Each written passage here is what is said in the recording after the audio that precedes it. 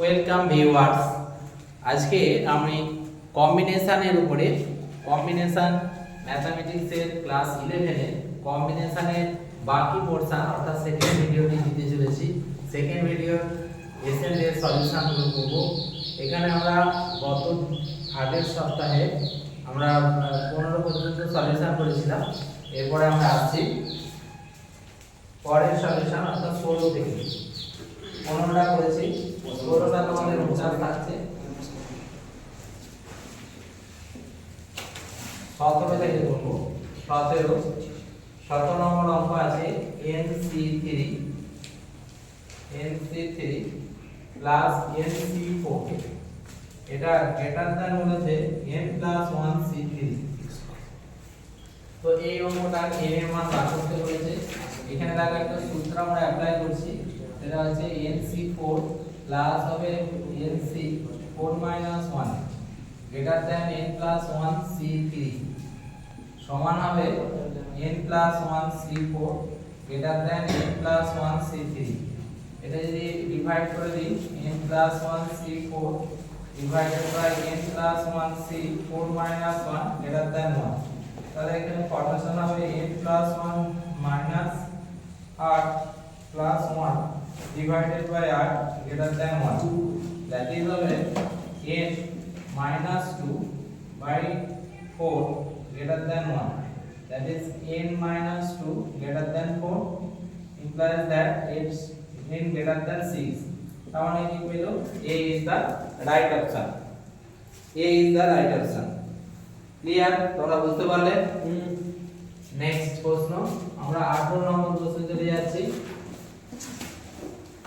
18 নম্বর প্রশ্নে আছে NCP, দেখো NP4 ইকুয়াল টু হচ্ছে 30 অফ NC5। এখানে দেখো একটা ফর্মেশন আছে, কি ফর্মেশন না factorial 4 divided by NC4 equal to হবে 30 NC5। তাহলে এখানে আমরা ক্যালকুলেশন করে নিচ্ছি। 4 এর ফ্যাক্টরিয়াল আমরা 4 গুণিত 3 গুণিত 2 গুণিত 1 divided by 30 is equal to NC5 divided by হবে NC5 - 1, দ্যাট ইজ এটা 10, এটা কাটলে হবে 5 গুণে 10, তার মানে आंसर 4/5 ইজ ইকুয়াল টু দেখো এখানে একটা ফর্মুলা পাবো, কি বলতো এটা n - 5 + 1 divided by 5, that is n minus 4 is equal to 4, implies that n equal to 8. n equal to 8 is the right option, or the C is the right option.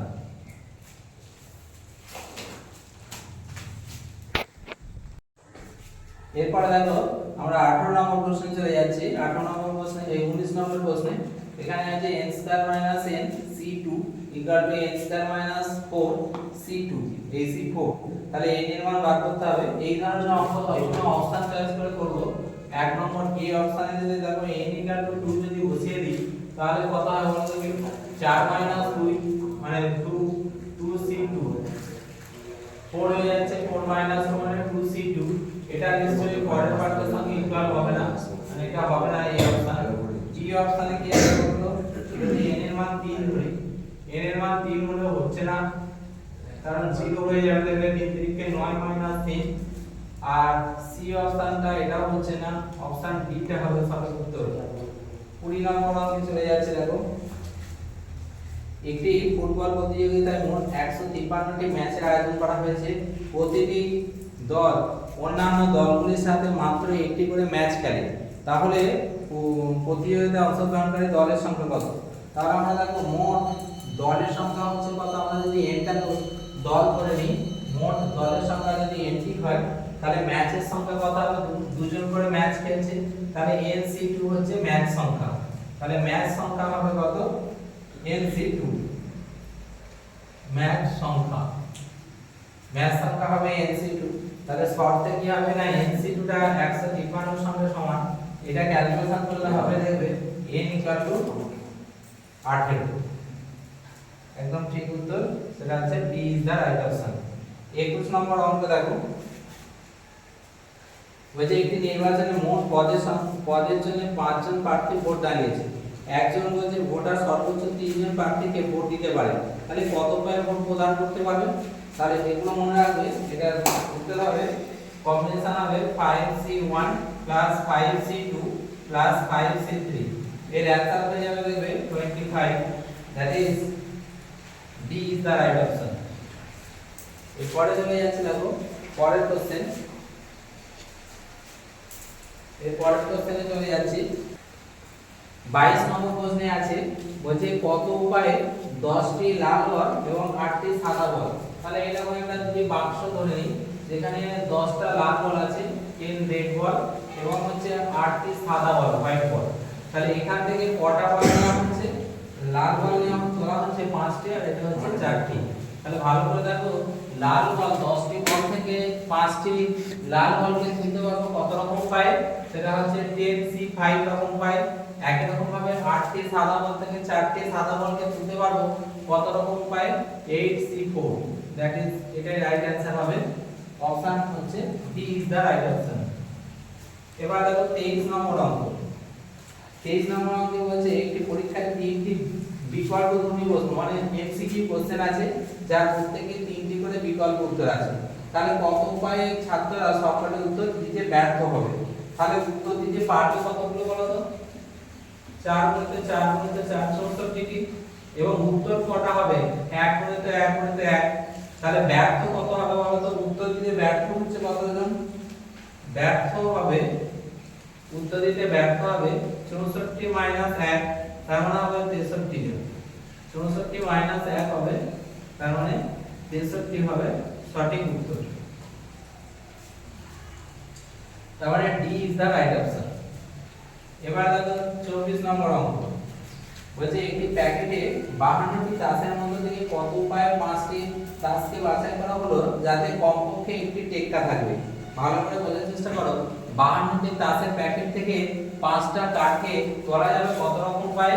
52C5 রকম উপায়ে।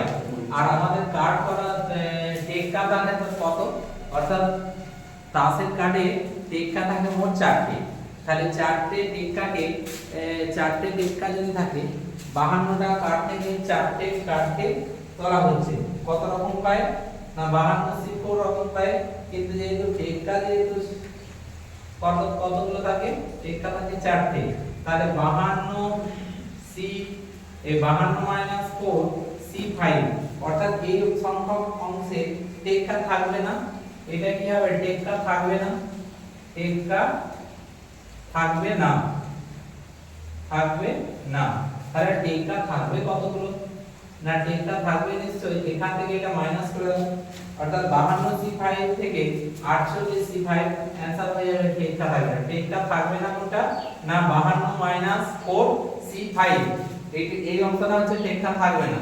আর টেক্কা থাকবে কত? না এই পুরো অংশটা থেকে, এটা থেকে এটাকে মাইনাস করে দিই, সেটা হবে উত্তর। অর্থাৎ টেক্কা থাকবে না, বেরিয়ে যাবে। এটা মানে হচ্ছে উত্তর হয়ে গেল C is the right option. এর পরের অঙ্কে চলে যাচ্ছি। বলছে কতগুলো উপায়ে 10টি বল দুজন শিশুর মধ্যে ভাগ করে দেওয়া সম্ভব হবে যাতে একজন 2টি অন্যজন 8টি করে বল পায়? এটা কিছুই নেই, এটা হবে 25 নম্বর অঙ্কতে। সেটা হবে 10C2, অর্থাৎ দেখবে 45 এ ইজ দ্য রাইট অপশন। এর পরের প্রশ্নে চলে যাচ্ছি। 26 27 তোমাদের 29 27 28 29 এর একটুখানি দেখবো। এখানে দেখো আমি 26টা একটা করে দিলাম, স্টুডেন্টদের অনুরোধ হচ্ছে করে দিতে হবে। 29 হলো না, আমরা করেই দিলাম। সেটা দেখো 45C8 আর এটা summation of r = 1 to 7, 52 - r/C7 আর summation of k = 1 to 5, 57 - k of c of 50 - k। এবার দেখো এই সামেশনটা ভেঙেছি আর এটাকে যে NCR = NCn - r, এই ফরমেশনে এটা ভেঙে নিয়েছি। তাহলে দেখো এটা সামেশনের সাথে নিয়েছি। এবার এইগুলো যোগ, যেমন আমি দেখাচ্ছি 45C8 প্লাস 45C7, তো এইটাকে যদি আমরা ভেঙে নিই n + 1 CR এর ফরমেশন দিয়ে, তার মানে হয়ে যাচ্ছে এটা 46 হয়ে যাবে C46 C8, তাহলে 46 C8 হয়ে যাবে 46।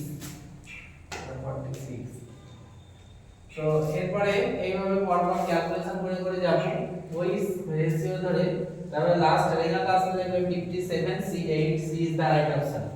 27 নম্বর অঙ্কটা একই, এই যে দেখো এই দুটো থেকে আমরা পেয়েছি ওই NCR plus NC n minus r, এখান থেকে 16C9, আর এই দুটোকে যোগ করলেও একই আসছে, অ্যানসারটা 0।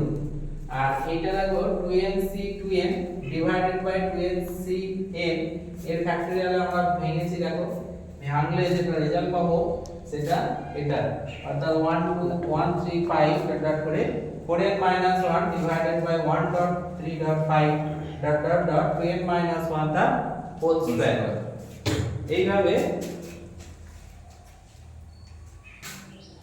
এইভাবে আমরা পরের পর সলিউশন করছি। দেখো আমার ভিডিওটি যদি ভালো লেগে থাকে অবশ্যই লাইক করবে, শেয়ার করবে, সাবস্ক্রাইব করতে ভুলবে না। আমার অঙ্কগুলো বুঝতে পারছো? তোমরা নিশ্চয়ই অঙ্কগুলো বুঝতে পারছো। আমি তো সলিউশন দিই। এবার দেখো 29 নম্বর অঙ্কে দেখো এটা করতে বলেছি NCR by NCR minus 1 equal to এত, এটা হচ্ছে সূত্র বসিয়েছি n minus r plus 1 by r equal to 7/3, এটা একটা ইকুয়েশন পেয়েছি। দেখো এই একটা ইকুয়েশন।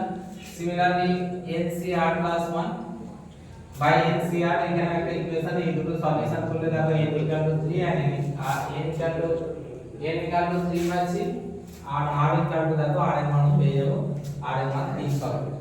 30 নম্বর অঙ্ক অলরেডি এটা একবার করে দিয়েছি এই টাইপের, j equal to এই যে 20c5 j equal to 2 to 5, এই মানটা দেখো এখানে ভেঙেছি, ভাঙলে যেটা পাচ্ছি ওই আগের মতো এই সূত্রটাকে অ্যাপ্লাই করেছি, এই যে 21c5 এটা ক্যালকুলেশন করলে যেটা পাচ্ছি দেখো 24c5।